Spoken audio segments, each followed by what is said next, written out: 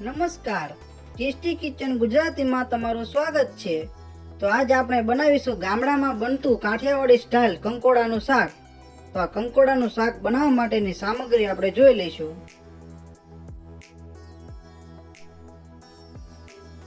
જેમાં કંકોડા છે, જેને આપણે આવી રીતના સમારી લીધેલા છે। જો કોઈ પાકા બી હોય તો તેને કાઢી નાખવાના। આ ડુંગળી છે, ડુંગળીને પણ આપણે થોડી મોટી કટ કરેલી છે। આ તેલ છે, આ રાઈ છે, આ જીરું છે, આ હિંગ છે, આ હળદર છે, આ ગરમ મસાલો પાવડર છે, આ થોડી ખાંડ છે, આ મીઠું છે, આ લસણીયો મસાલો છે। તો આપણે કંકોડાનું શાક બનાવવા માટે સૌપ્રથમ ગેસને ચાલુ કરી લઈશું। પછી આવી રીતના એક તપેલું લઈ લઈશું, જેમાં જરૂર પ્રમાણે તેલ લઈ લઈશું।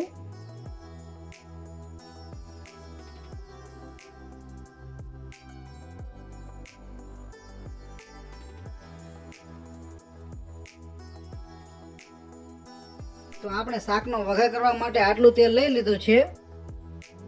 તો આ તેલ ગરમ થઈ જાય એટલે તેમાં સૌપ્રથમ થોડી રાઈ નાખીશું।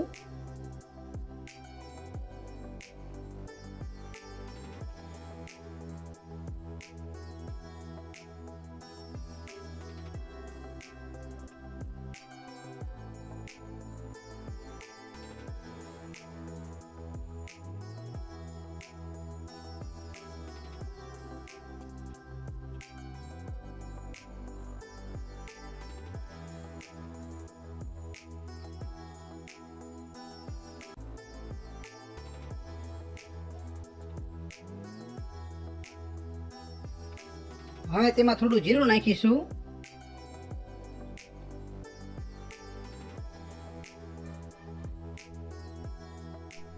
પછી તેમાં થોડી હિંગ નાખીશું।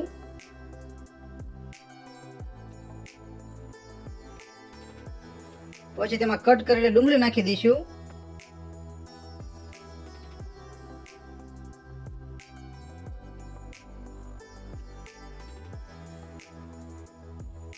થોડું સાતળી લઈશું।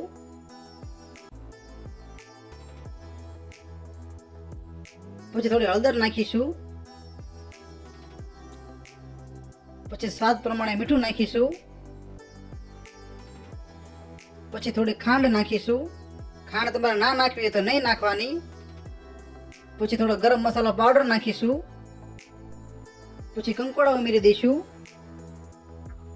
કંકોડાને ઘણી જગ્યાએ કંટોલા પણ કહે છે, અમારે આ બાજુ આને કંકોડા કહે છે। તમારી બાજુ કંકોડાનું શું નામ કહે છે તે કમેન્ટ કરજો।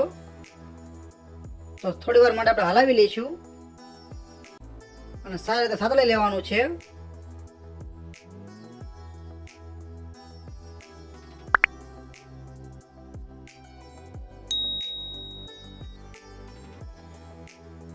તો આપણે 6-7 મિનિટ માટે તપેલાને ઢાંકી દઈશું।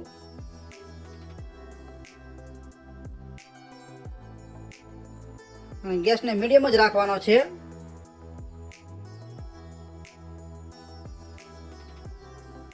તો આપણા કંકોડાના શાકને 6-7 મિનિટ થઈ ગઈ છે। તો તેને ખોલીને જોઈ લઈશું। થોડું હલાવી લઈશું।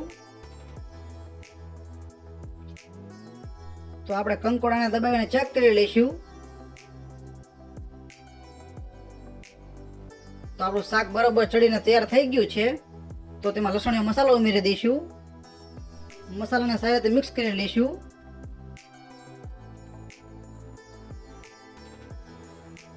એકદમ સારી રીતે હલાવી લેવાનું છે।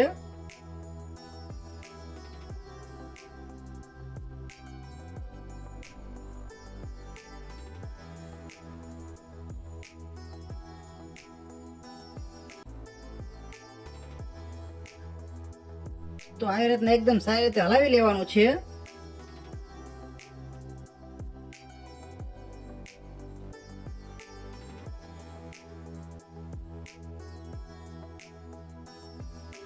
તો આપણું શાક બનીને તૈયાર થઈ ગયું છે।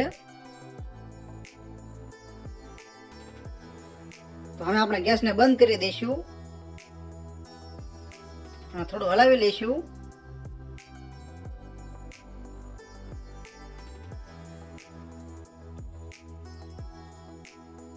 તો તૈયાર છે આપણું એકદમ ગુજરાતી સ્ટાઇલ કાઠિયાવાડી કંકોડાનું શાક. તો તમને આ કંકોડાના શાકનો વિડીયો કેવો લાગ્યો? જો વિડીયો પસંદ આવ્યો હોય તો વિડીયોને લાઇક કરો, શેર કરો અને અવનવી રેસીપી જોવા માટે અમારી ચેનલને સબસ્ક્રાઈબ કરો. વિડીયોને પૂરેપૂરો જોવા માટે તમારો ખૂબ ખૂબ આભાર.